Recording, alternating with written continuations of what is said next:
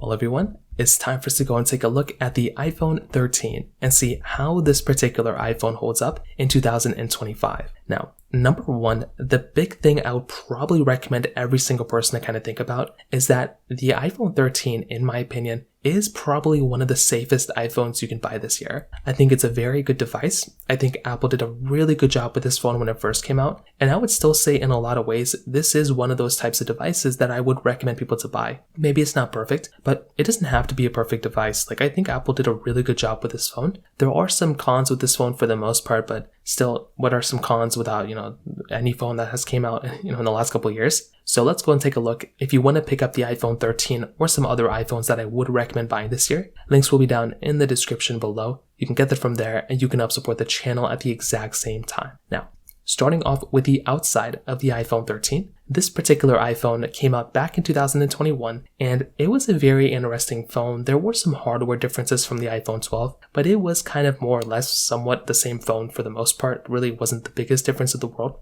On the front side of the iPhone 13, you were getting a 6.1-inch Super Retina XDR OLED display. And with this type of panel, with this type of phone, I do think for the most part, it was a pretty good looking device. Even compared to the iPhone 16s, there is a lot of overlap here. For the iPhone 13, you're basically getting this big display. It's not the biggest, but it's nice. 1200 nits of brightness, 1170 by 2532. It was an overall decent panel, but it is 60 Hz. So when compared to the competition, not as high of a refresh rate, but a decent panel nonetheless. A lightning port at the bottom, flat sides all throughout. Glass back, which looks amazing. Getting that dual camera setup as well. MagSafe capability, wireless charging, IP certification. Overall, like a pretty good phone, right? It's a pretty average phone. Kind of most phones that you buy nowadays still have this type of layout for the most part. Even the iPhone 16s still have 60 Hz panels, and they basically still look like this. They still have dual camera setups too. So this one really isn't that outdated, even though it's like 3 years old when compared to the competition. However, when compared to the iPhone 16s, it is missing out on a few things. One,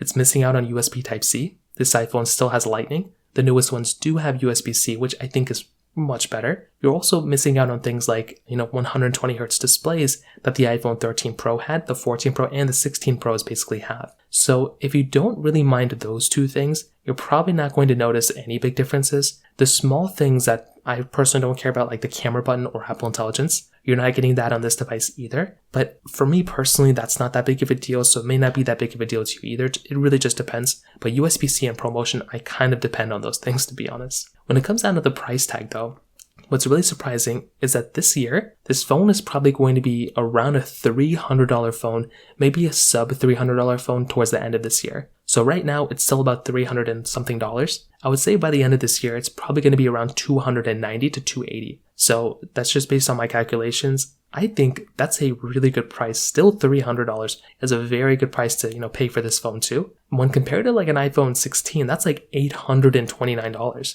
So that is a very big difference. Being able to go through and pick up something like an iPhone 13 that's going to be substantially cheaper, I think is a very big deal.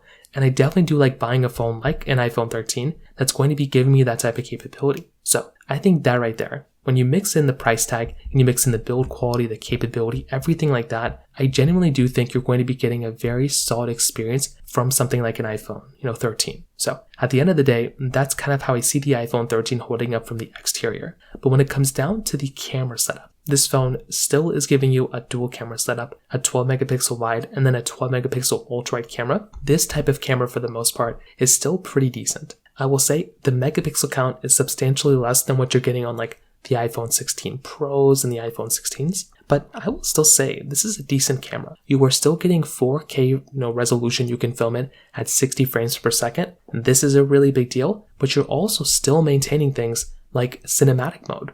That debuted on the iPhone 13, and you are still getting that type of capability on this device too, which I think is a really, really nice feature set to have. So I would say this type of camera is very decent for what you're getting. I still think it holds up fairly well. And like I said before, I think that is in and of itself another really nice thing going on for this type of phone too. Maybe it's not perfect, but I do think Apple for the most part did a pretty decent job with this type of camera. I will say though, when you are comparing this against some of the other competition, things, like the iPhone, 15 Pro, 16 Pro, even if you're comparing it to other phones that came out in 2021, take a look at the Galaxy S21. That one is giving you a triple camera setup. That one is giving you 8K capability. So this was not the best camera of 2021, but I still think it's a good camera for the most part. It's not too bad, and it's not too grainy either. So that kind of covers it up from the camera setup of this phone as well. When it comes down to the software longevity, this phone is still supported with software. And that is the reason why this phone I would kind of classify as a safe phone, as a very safe phone, because it's a phone that's not only supported with software right now, but it's still going to be supported with software for a couple of years. And it's actually a fairly good priced phone. I look at the iPhone 16, that's the best iPhone you can buy, but I don't think it's a good price. The 13, it's very safe because it is a good priced phone. So then when you go and take a look at something else, right? If you go and take a look at something like an iPhone, the 13 Pro, the benefits of that phone are still going to be the ProMotion display and things like that, but they're the same software longevity. They're still going to be supported with software. So the very first thing I typically look at when I buy a phone is how long the software support is going to be and if it's still supported with software currently. The 13 is still supported with software. That in and of itself is a very big deal. And that's why I look at something once again like the iPhone 13, and I'm very, very, very happy with the way this particular phone has been aging. So from that side too, that kind of covers it up there. Now, when it comes down to the battery life side, this phone is giving you, a pretty decent sized 3,240 mAh battery. That is in and of itself a pretty good sized battery. So I would say this in and of itself is another pretty big deal if you're going to go through and pick up a phone. I do enjoy buying a phone like an iPhone 13 because the battery life is still actually pretty good. And finally, with the performance, this phone is still giving you that Apple A15 bonding chip inside of it with 4 gigabytes of RAM. Now I'm going to get some stuff out of the way. Yes, this is a little bit of an older chipset, and yes, this phone does have like half the amount of RAM as the iPhone 16s, but I would still say that's not like a terrible experience. That's not a terrible thing. Something like the iPhone, 13 still does really decent for the type of performance and for the type of experience that you might be having with it. And I do think, once again, in and of itself, that is a pretty nice thing going on for that type of phone.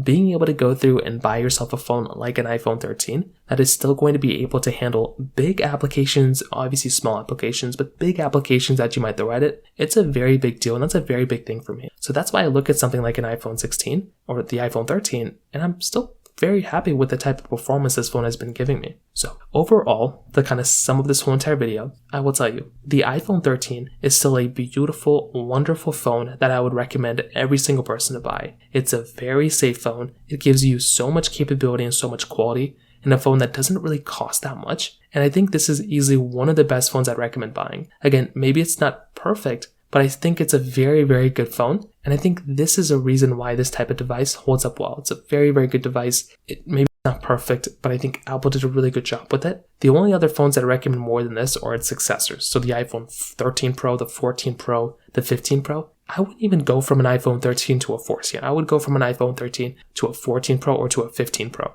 So from that side, that kind of covers it up there. If you have any other thoughts or questions, please let me know in the comment section below. Hit the like button, that would mean so much, but definitely hit that subscribe button. More importantly than everything else, I love every single one of you guys. Hopefully I'll catch you guys in the next video. Peace out till then.